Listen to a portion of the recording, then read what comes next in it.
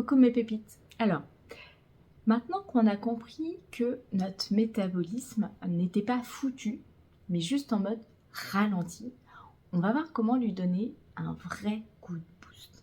D'accord? Parce que oui, il y a des moyens, si, je te jure, il y a des moyens de le réveiller et de lui faire comprendre qu'on n'est pas du genre du tout à se laisser écraser par 2-3 hormones en grève, là, tu vois. La première chose à faire, et je sais que ça peut gratter, c'est de changer notre rapport à la nourriture. Alors, je sais que certaines pensent encore qu'il faut manger moins pour maigrir plus. Ça, je suis navrée de vous le dire, mais c'est faux. C'est même archi faux. C'est la meilleure façon de flinguer ton métabolisme et de te retrouver clairement en galère dès que tu recommences à manger normalement. Pourquoi? Eh bien, ton corps, lui, il est programmé en mode survie. D'accord? Il est là pour survivre. Ok? Donc, si tu le prives, il va s'adapter. Il ralentit, il stocke et il va te le faire payer dès que tu vas remanger. De peur, il va restocker plus que ce qu'il stockait avant. Donc là, tu te retrouves avec les effets yo-yo, parce qu'il stocke plus, les fringales incontrôlables et de la frustration, mais au max. Et puis bon, je sais pas toi, on va pas se mentir. Un régime restrictif, franchement, c'est nul, quoi. C'est une prison mentale. Clairement, moi, ça, j'en veux pas. J'ai pas envie de m'emmerder à devoir compter toutes mes calories de ce que je vais manger. Ça va me rendre fou. Et puis en plus, j'ai pas envie non plus de me dire faut que je bannisse tel ou tel aliment parce que celui-là il est trop gras ou celui-là il est trop calorique. Donc non. Ici, on va voir comment manger malin. Parce que oui, il y a une façon de bien manger qui va te permettre d'être plus efficace. Le premier réflexe, ça va être d'apporter du carburant de qualité. Ton corps, il a besoin de protéines, il a besoin de bonnes graisses, il a besoin de fibres et il a besoin de glucides intelligents. Alors, si tu lui donnes ce dont il a besoin, ton corps, il va véritablement travailler pour toi au lieu de travailler contre toi. D'accord? Le premier élément clé que je veux te partager, ce sont les protéines. Celui-là, c'est le gros, tu vois. Si tu es en transition ménopausique, clairement, tu as besoin d'augmenter ta consommation en protéines. C'est une obligation, d'accord? C'est même pas un choix. Si tu ne sais pas pourquoi, eh bien c'est tout simplement parce que les muscles qu'on a dans notre corps, eh bien, ce sont eux qui vont dicter ton métabolisme. Ok? Plus tu as de muscles, plus ton corps il brûle des calories. Même au repos, même quand tu conduis la voiture, même quand tu es en train de lire un livre. Mais si tu lui donnes pas de protéines, là, il va pas pouvoir entretenir tes muscles. Et du coup, tu en perds.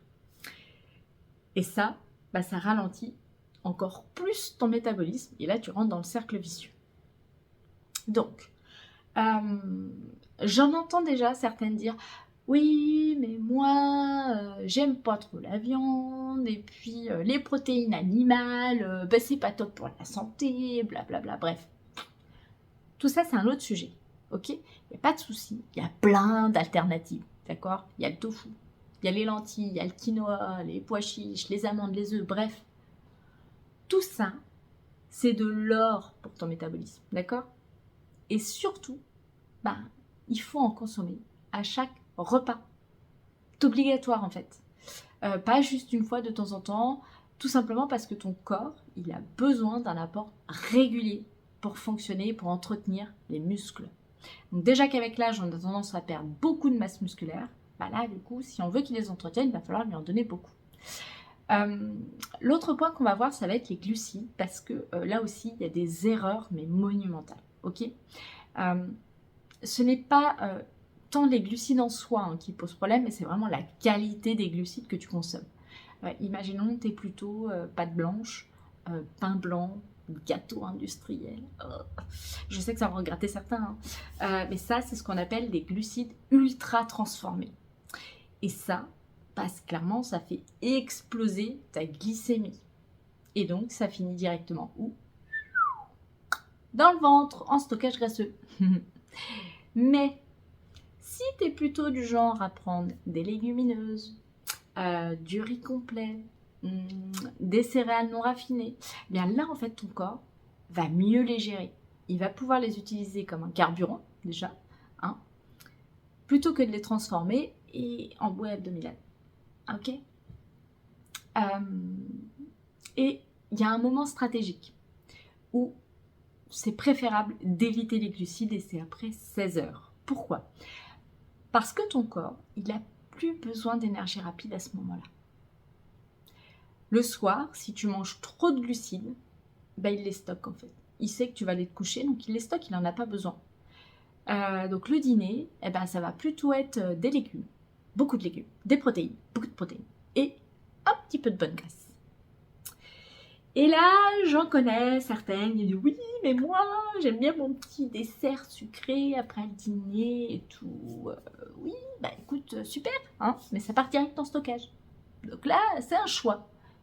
Soit tu veux garder ta silhouette, ton énergie, et dans ces cas-là, ton petit chocolat noir à 70%, là, tu le manges plutôt au goûter avec des amandes ou des noix. Soit tu es OK pour avoir du ventre, hein, OK, et stocker de la graisse à ce niveau-là, et dans ces cas-là, continue. Voilà, il n'y a pas d'autre choix. Autre point important, qui est même crucial, je dirais, les bonnes graisses. Parce que non, le gras ne fait pas grossir. C'est même l'inverse. Et là, tu me dis, oula, celle-là est complètement folle. Ben non. Ton corps, il a besoin de bonne graisse pour fonctionner, pour produire ses hormones, pour te donner de l'énergie, pour protéger ton cerveau. Hein, on l'a vu, il y a des études scientifiques avec l'Alzheimer, par exemple, avec du bon gras, ils arrivent à réduire. Donc, on va favoriser tout ce qui est avocat, huile d'olive, les poissons gras, les graines de lin. Tout ça, c'est de la bombe pour ton métabolisme, d'accord? Et pourtant, beaucoup de femmes en transition ménopausique les évitent encore. Parce que ça fait des années et des années qu'on a été conditionné à croire que le gras, c'est notre ennemi. Et en fait, c'est les glucides notre ennemi, c'est le sucre notre ennemi. Le gras, c'est un allié ultra puissant. Donc, maintenant qu'on a fait le point sur l'alimentation, j'aimerais qu'on parle d'un sujet qui va en gratter certaines. L'activité physique. Je sais que certaines adorent les longues séances de cardio. Donc, si tu es concerné, écoute bien. Je vais être honnête. Si tu veux un métabolisme qui tourne à plein régime, il va falloir passer au niveau supérieur. Et ça veut pas forcément dire faire plus de cardio. Hein. Ça veut dire de faire du renforcement musculaire. Il va falloir soulever des trucs. Il va falloir mettre de la contrainte, de la résistance. Il va falloir travailler tes muscles, d'accord? Parce que c'est ça qui va faire la vraie différence. Alors oui, mais moi, j'aime pas la muscu, et puis je sais pas comment faire. C'est pas grave. Tu commences petit à petit, en fait.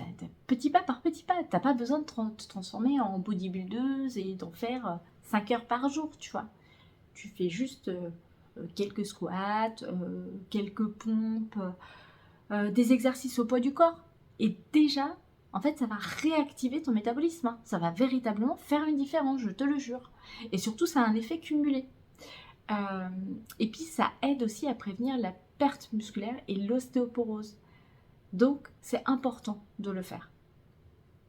Un autre truc magique aussi pour booster encore plus ton métabolisme, parce que j'aime bien vous donner plein d'astuces, eh bien, c'est l'entraînement fractionné. Alors là, peut-être qu'il y a des qu'est-ce que c'est? Eh bien, plutôt que de faire du cardio long, et moi je trouve ça un peu chiant, fais du fractionné. 30 secondes d'effort intense, 30 secondes de récupération. Et tu répètes ça plein de fois. Ça va être encore plus impactant pour ton métabolisme en fait. Ça, c'est vraiment la formule qui va cramer un max de calories et ça va te donner un vrai coup de fouet à ton métabolisme. D'accord?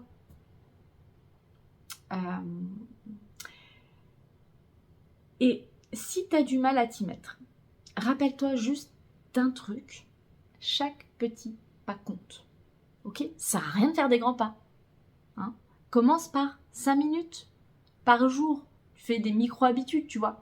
mais juste ne reste pas inactive en te disant que tu feras ça plus tard. Parce que malheureusement, plus tard, ça va être trop tard. Alors, on arrête les excuses, on arrête de croire aussi qu'il suffit d'attendre que ça passe et on prend les choses en main. Tu n'es pas obligé de subir ça, d'accord ? Parce que oui, la transition ménopausique, clairement, elle change le jeu, elle change le game, mais elle ne signe pas le fin de la partie. Non, non, ok ? On peut changer les choses. Et alors, celles qui me sortent encore, oui, mais moi, j'ai toujours fait comme ça. J'ai juste un truc à vous dire en fait. Regarde où ça t'a amené. Si ça marchait, tu ne serais pas là à essayer de chercher des solutions. D'accord ? Alors, teste, applique et observe. Et je peux te garantir que tu vas voir une différence. Et si pour certaines, vous trouvez que c'est trop dur, que c'est trop radical, que c'est trop loin de ce qu'elles font aujourd'hui. Moi, aujourd'hui, c'est très loin. Hein. J'avance vraiment un pas après l'autre. Mais dites-vous que tant mieux, parce que ça veut dire que ce que je dis, si pour vous c'est trop loin, soit on peut y aller ensemble, soit c'est que c'est pas fait pour vous. D'accord ? Ici, moi, je veux vraiment des gens qui veulent réellement changer, d'accord ? Ils ne sont pas juste là pour se plaindre et qui ne pensent pas à la solution miracle, d'accord ? Parce que ce n'est pas une solution miracle. Hein ? Alors, aujourd'hui, toi, est-ce que tu as une excuse ? Et si tu en as une, je serais curieuse de la connaître. Mets-la moi en commentaire.